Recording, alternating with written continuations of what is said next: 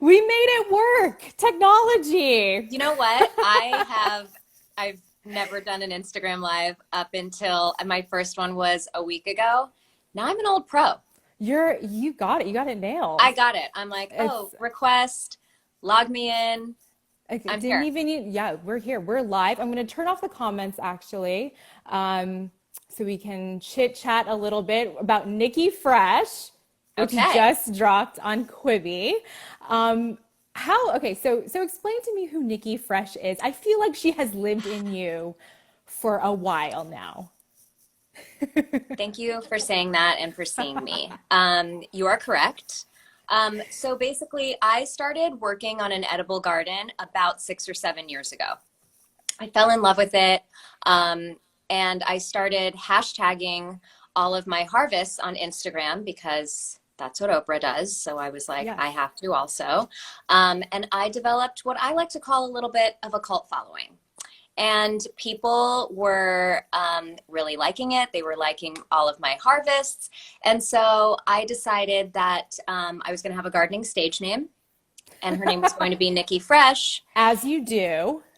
It's just really it's the natural evolution, in my Yeah, opinion. absolutely. Hmm. And then Nikki Fresh just sounds like a good musical name as well.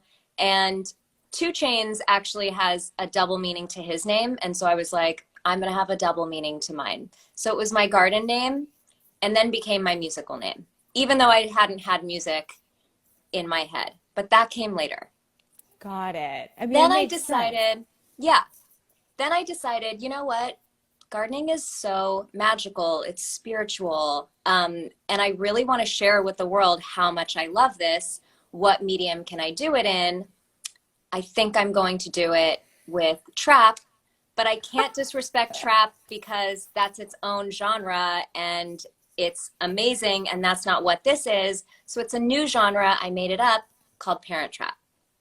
It makes sense. And I mean, I guess I never thought of trap music as being the perfect soundtrack for gardening.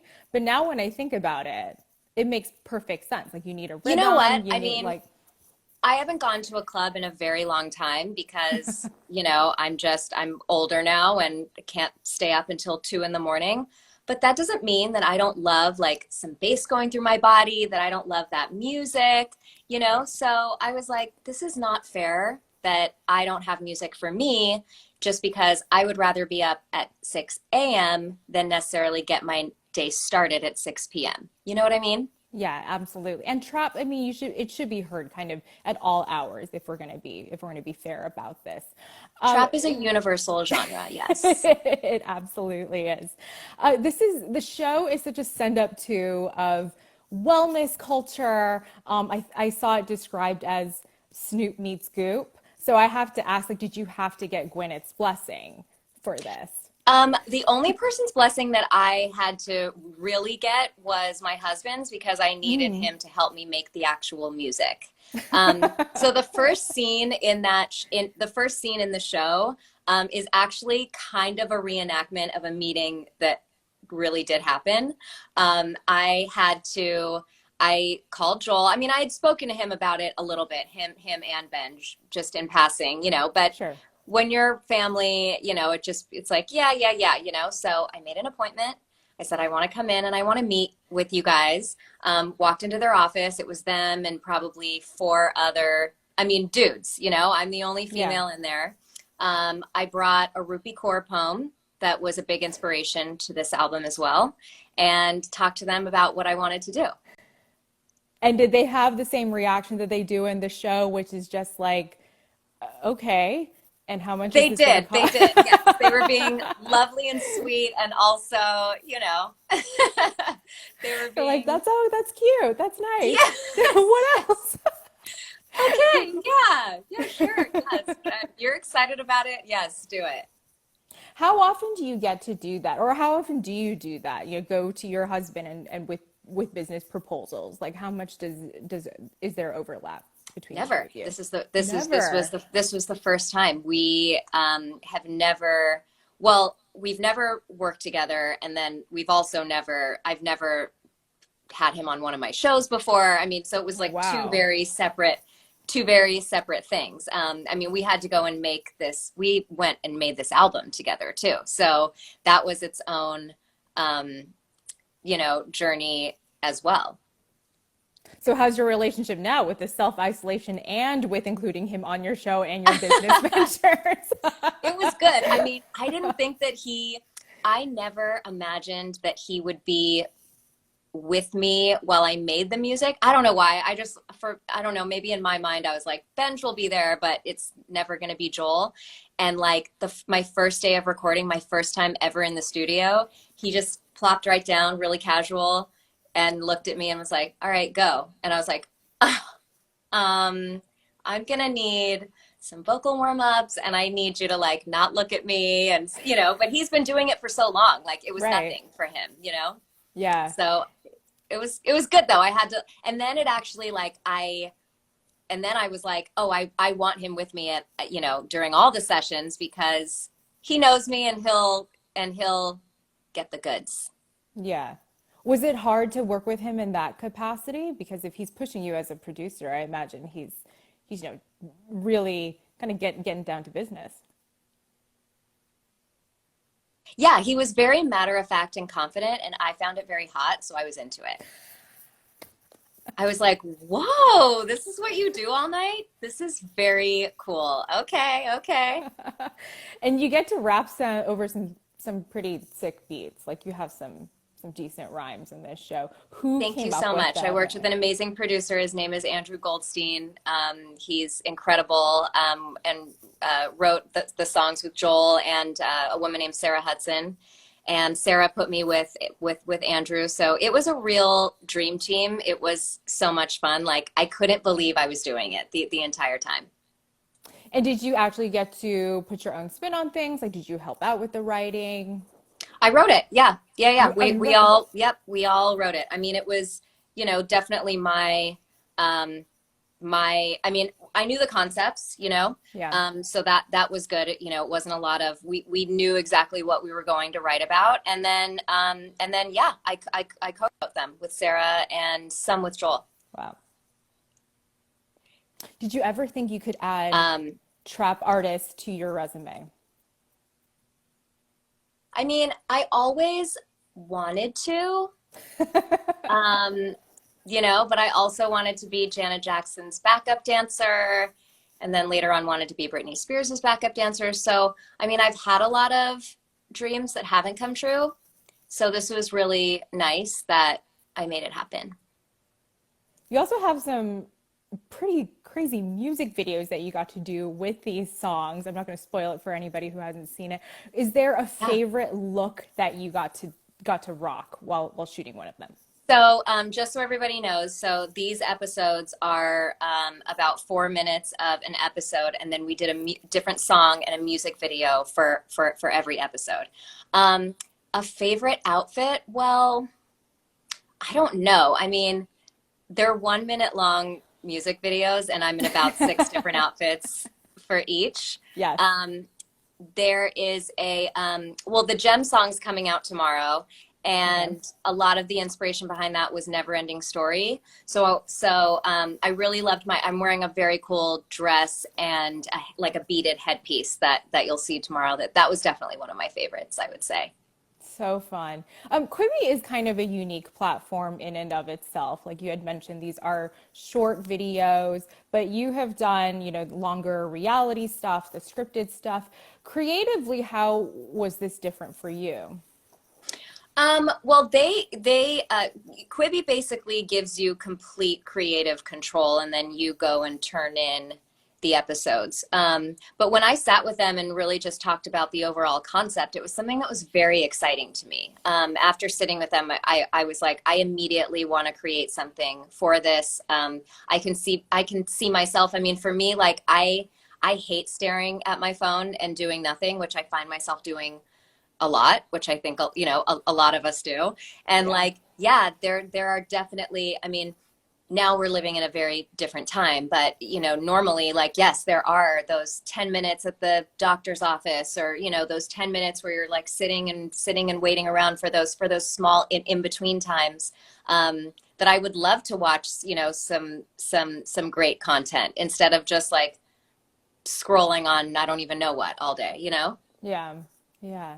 And it seems like you really got to play around a lot on the show. Did you get to improvise? Because I definitely see moments where I'm like, that feels like particularly organic slash We hilarious.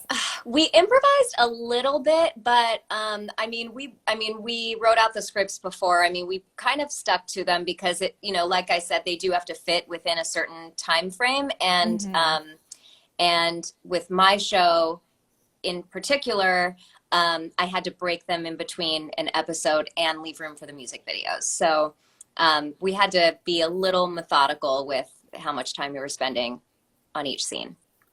Got it.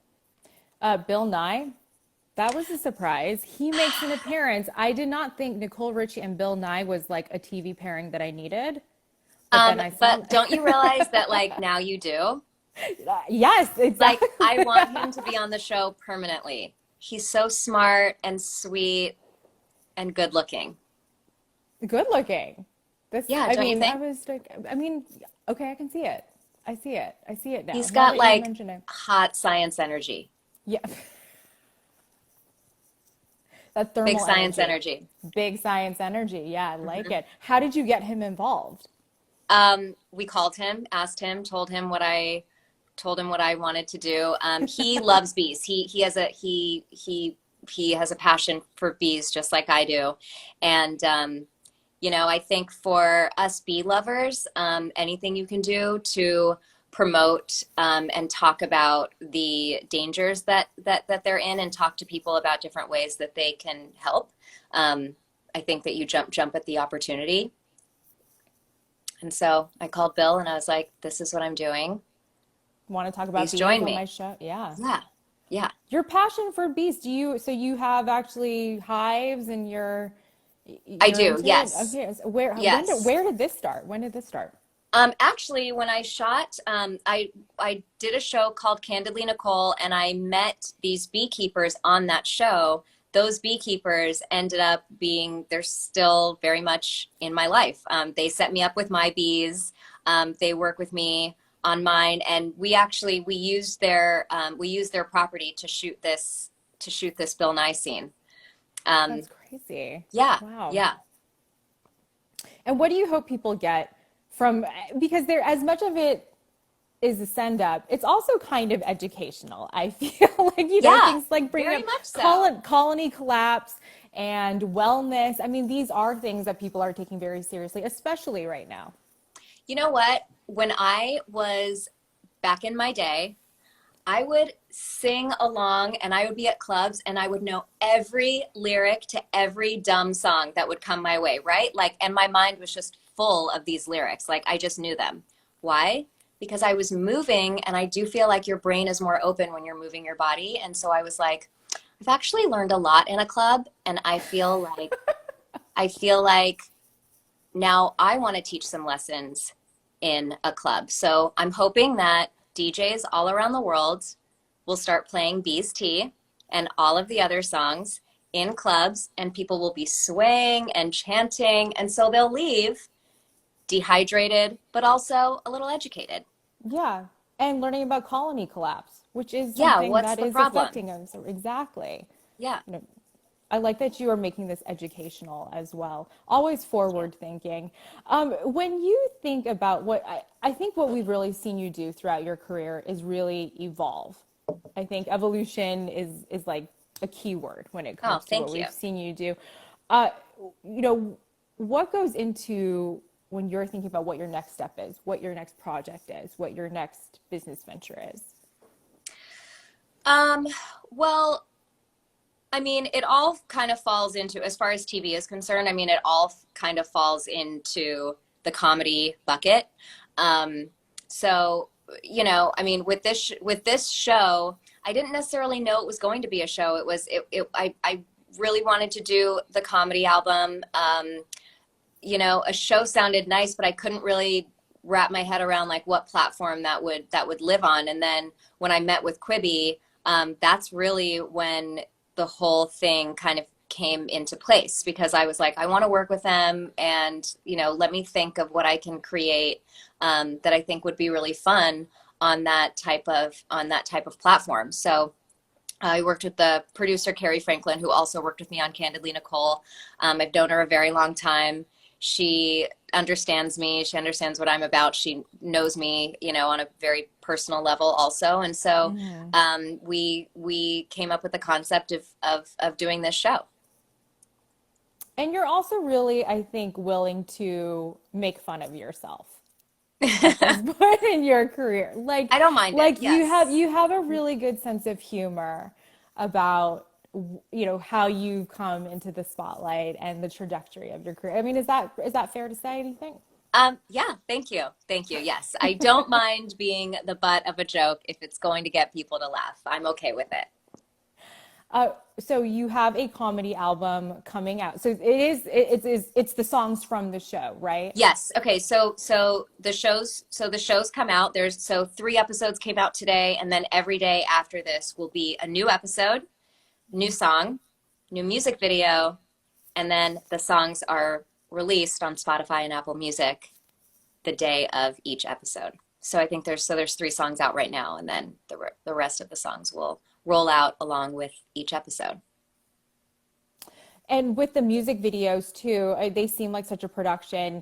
How long, like, was it you shot multiples in one day? Like, what, I'm curious about the actual production process. We originally were going to shoot 3 episodes and three music videos, and then just do so it was half of the show where it's going to be music videos.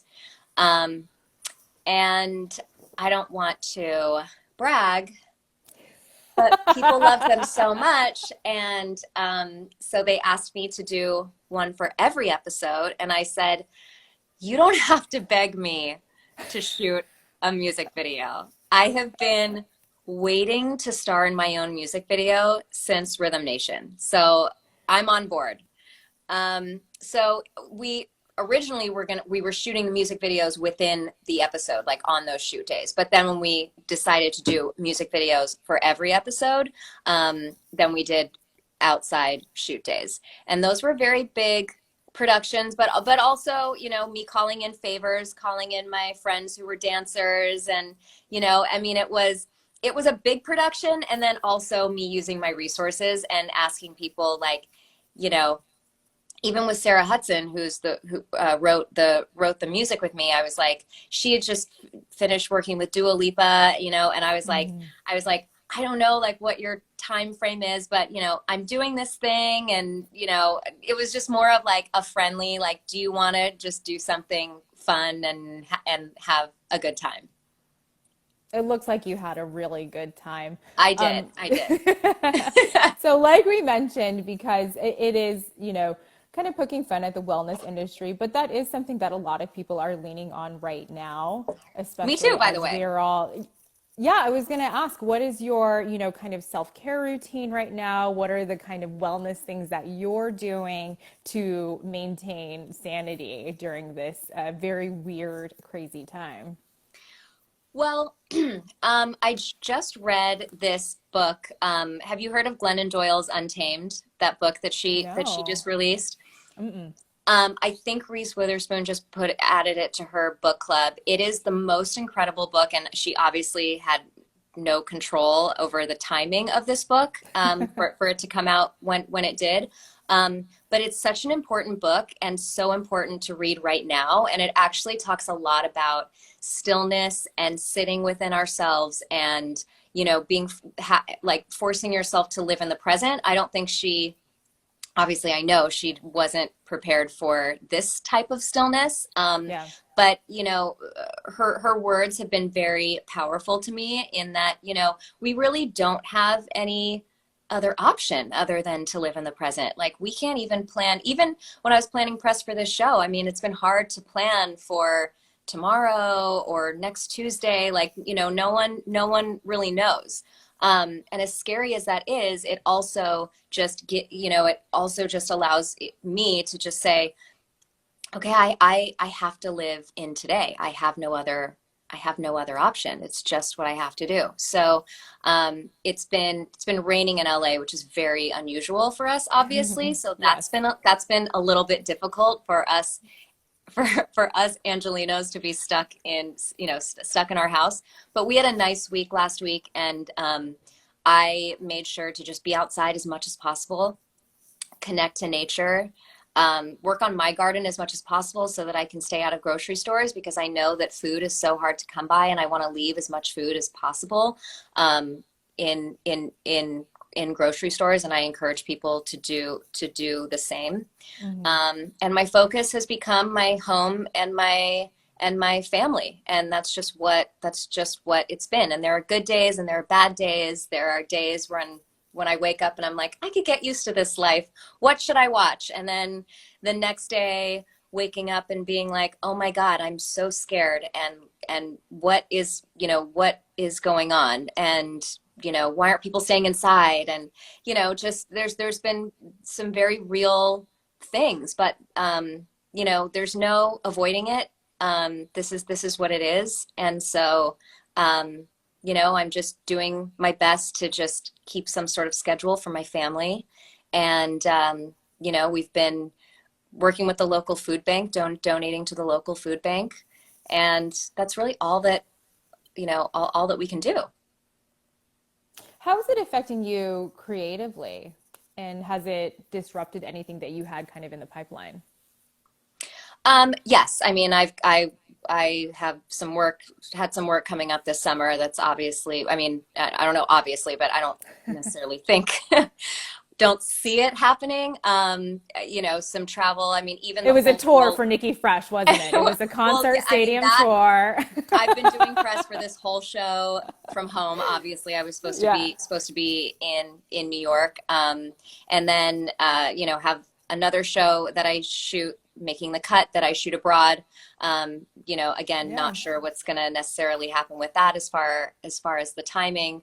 And I have House of Parlo as well, which is a clothing and accessories brand. And, so as far as, I work in entertainment and I work in fashion, and those things have come to a halt. It is scary at times. I know that it's very scary for everybody though. And so, I'm trying not to single myself out, but just keep my businesses afloat and keep it moving and moving forward. But, these are conversations that my husband and I have to sit down every day and talk about possibilities of ways to figure out our lives. I mean, this is a first for all of us, really. So, we're taking it day by day and figuring out what that means. Any chance you would go into the wellness industry? I'm in it in the way that I want to be, which is through music. I do have my own honey, but I don't sell it. I just give it out to my friends. Oh, that's great. Well, I was going to ask, what else do you plant in your home garden? Right. Well, it's seasonal, but right now we've got some fava beans, broccoli. I've got some eggplants coming in. Tomatoes are starting to come in. My garlic is almost ready, which is exciting. And then I have chicken, so I get eggs every day. Kale, Impressive. kind of. Kale's kind of done. Yeah, kale's kind of overrated. Spinach is done. Yeah. The leafy greens, it's a wrap. Yeah. Nikki Fre, can't wait to see more. I saw that you teased you might be able to do a little freestyle for us. I mean, I don't want to put you on the spot, but I kind of want to put you on the spot because Nikki Fre is always fresh. Got it. Okay. And what am I freestyling? So we're on the Variety After Show. Okay. You're going to get your flow. I'm really bad at this. I'm clearly not Nikki Fre. I'm like Audrey Yap. So, but you're Nikki Fre, so I have to tee you up a little. Okay. Are you giving me a beat, or I'm just like saying things? I'll start you off, I guess. We'll see who this is. So I'm here on the Variety After Show with the only Nikki Fre. She's got a fresh flow. I'm gonna hand it off to her now. That wasn't good. Okay, wait. Say your line again. Say your line again. Okay, okay. Are you gonna coach it? I think you should coach me here. No, I gotta know what I'm gonna say next. Okay, go. Okay. We're on the Variety After Show. I got Nikki Fre, and she's got her flow. Yo, this is so, I'm so bad at this. I'm so bad at this. I'm so bad at this. Every day you can watch me on your phone on Quibi. See? I did it. Mic drop. Mic drop. That's the invisible mic drop. What's that rap horn that we have? Eminem. I love. What's the rap horn thing that we have to do at the end? Is that in trap? There you go. That's right. That's right. Who's your go-to trap artist, by the way, besides Nikki Fre? My go-to everything is Big Frida.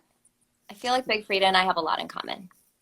That's a dream collab. So if you have good old Free's number, pass it along. We're gonna make that happen. We're gonna make that happen. And how would Nikki Fre be? What's her advice for getting through the pandemic? For getting through it, take it day by day. Connect with nature. Understand that we are not above it. We are a part of it. Absolutely. And stock up on that crystal granola. And stock up on the crystal granola. If you need anything, that's what you need. Nicole Richie, this was so fun. Thank you so much. This was awesome. You can check out Nicole's show, Nikki Fre, on Quibi. Nicole, thanks so much for joining us. You were such a pro.